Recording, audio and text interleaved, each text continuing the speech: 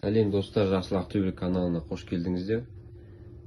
Бізде бүгін негізгі тематикалық видео осы каналдың атына лайықты. Яғни металлокоп, сондай металлоискатель деген сияқты тақырыпқа лайықты. Міне бүгін бізде осындай системалық блок. Біз бұны бұзып осылай ақтарып, ішін плата не көпсе ескі блок, осыны бұзып ақтаратынымыз. Яғни одан кейін бізде осындай монитор, ескі монитор, барлығы ескі техникалар, осыларды бұзып ішін қарайтындымыз. Одан кейін бізде кішігірім осындай джойстик, істен шығып қалған джойстик, осыны да ақтарып, бұны да қараймыз. Одан кейін осындай құлаққап, бұл өз Sony компаниясынікі.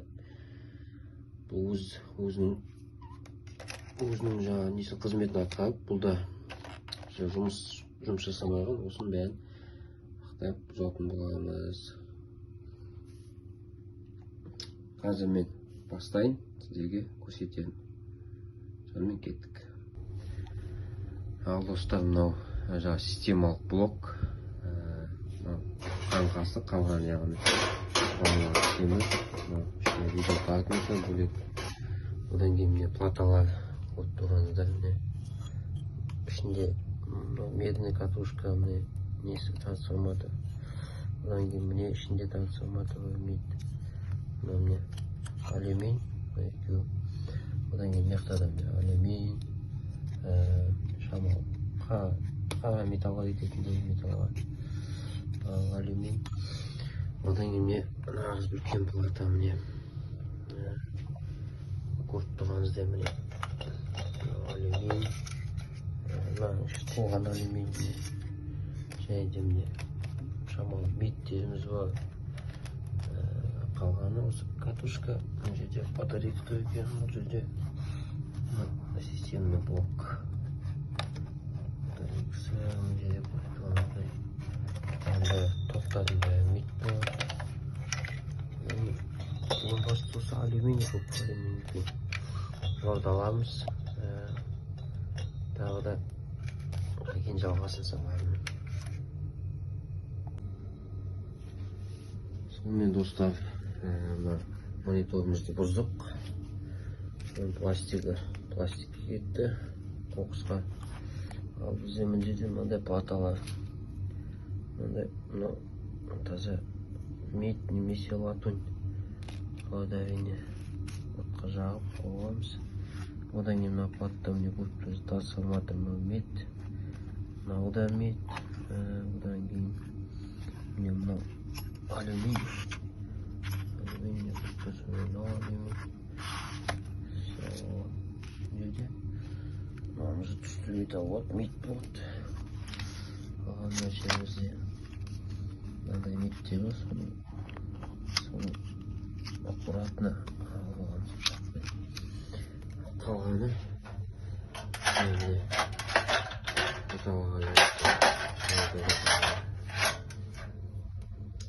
мониторымыз осы. Ал достар, құлаққабымызды бұздық. Өзінің шнурлары. Ал мынау ішінен шыққан заттар болғанда плата, мына көріп тұрғанымыз трансформаторға біз мынаны қайттан бұзамыз. Осы екеуі мықты қызық. Мына жай плата, одан кейін мындай екі өзінің батарейкасы шықты, Sony.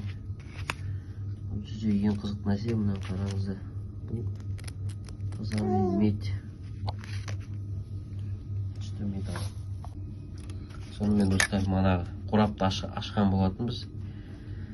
Соның ішінде платаның ішінде плата болды. В общем, осылай қалың плата бар екен. Плата қоғына тек жинақтаймыз. Мынау енді қара түсті металл.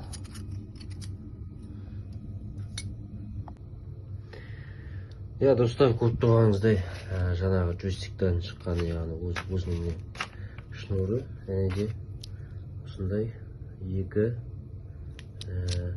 қара металл шықты. Енді бұны ақтарып мүмкін ішінде түсті металл болуы мүмкін, ішін ақтарамыз. Бірақ салмағы енді салмағы граммда болса да жақсы ауылы. Ал құрметті достар, сонымен бізде бәрі кермет, яғни қара түсті металл, батарейка бөлек, кішкентай қалды дүние болсын. Мына шамалы былай алынған мет. Ал міне смачный кусок деуге болады. Салмағы бұның алюминий, барлығы алюминий.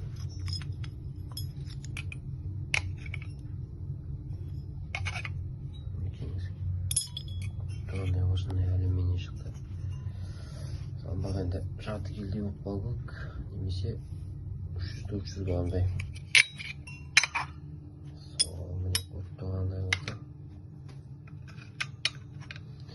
Одан кейін міне платамыз. Ертең тағы да қорытылған ішінен алынады заттар. Немесе плата ең соңында өртелмес, немесе тапсырылады. Қалған платамыз.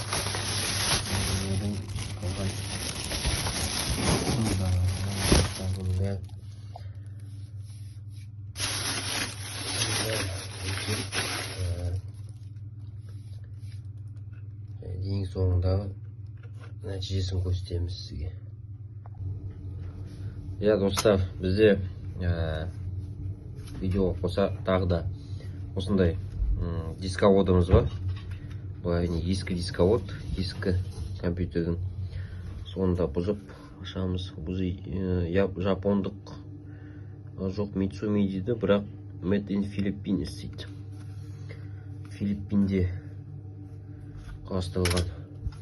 Одан кейін бізде видеокарта. Бұл негізі жұмыс жасайтын видеокарта, бірақ та бұл ескі болғандықтан, бұл енді әрине Қытайда жасалған. Ескі болғандықтан бұны қазір енді кейбір адамдар пайдалану мүмкін, былай пайдаланушы адамның жоқтың қасы. Сонымен көріп тұрғаныңыздай достар, мына бізде жаңа видеокартамыз. Байқағаныңыздай Тайвань елінде шығарылады. Жалпы әлемдегі әрбір плата осы Тайвань мен Филиппин елінде шығарылады. Оның үстінде жаңа осындай алюминий болды. Одан кейін бізде дисковод көріп тұрғаныңыздай бұзылды. Темір, қара металл. Одан кейін міне платасы. Одан кейін мен мындай ішінде яғни айналмасы. Жан-жағын бәрі дөңгелек метті аламыз, әрине. Ортасындағы темірді алып тастаймыз. Және достар, тағы да көріп тұрғаныңыздай, бұл да кабель қалың. Осындай міне медный кабель. Осыны біз қазір әрине бұны да жағатын боламыз. Ұзындығы енді өлшемедік, шамамен 20 метрден асады. 20-30 метрден алады. Және де достар, осындай сым қалып тұрған. Ішінде бұны көрініп тұрғандай мед. Яғни түсті металл осылай. Мұны енді ағытып аламыз. Мұнда бірге жағамыз бәрін. Көріп тұрғаныңыздай достар, жиналған платалар осылай шыққан.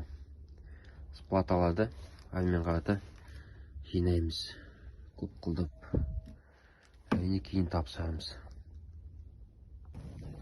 Сонымен достар, біздің түсті металлымыз жануда, яғни тазартылды. Негізінде бетін жапқан дұрыс еді. Өзінің темірі бар еді, әдейі. Ол енді сол кезде түстің аздау шығатын еді. Енді өкінішке орай оны келесі басқа видеоларда көріп жатасыздар. Сонымен достар, көріп тұрғаныңыздай жалпы бізде сол бұзған заттардың ішінен шыққан осындай түсті металл, яғни мед. Көріп тұрғаныңыздай 1 келі 206 грамм шықты. Бұл өте жаман емес деп ойлаймын. Жаман емес нәтиже деп ойлаймын.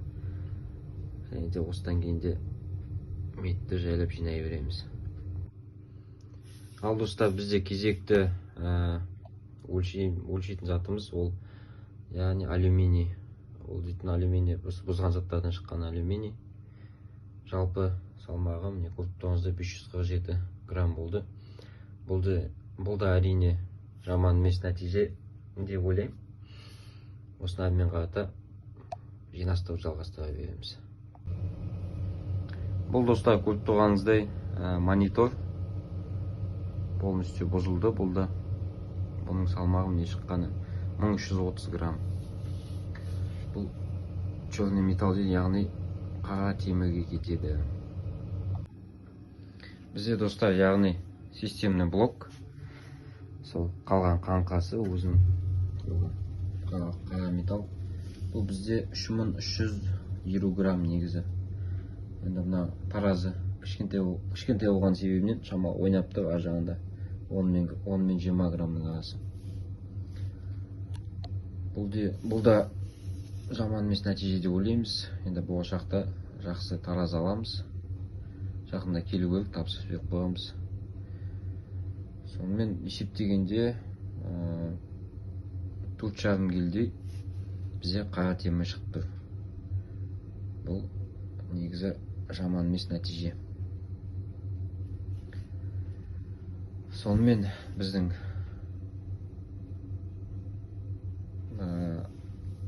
бұзған заттарымыз бітті. Сонымен достар, бізде соңғы бұзылған заттардың олжасы осындай. Енді түсті металл, мед, алюминий, бұл қара металл, жаңағы монитордың қаңқасы, системный блоктың қаңқасы. Осымен бейнеміз аяғына келіп жетті. Арнаға тіркеліп лайк басып қолдап кетіңіздер.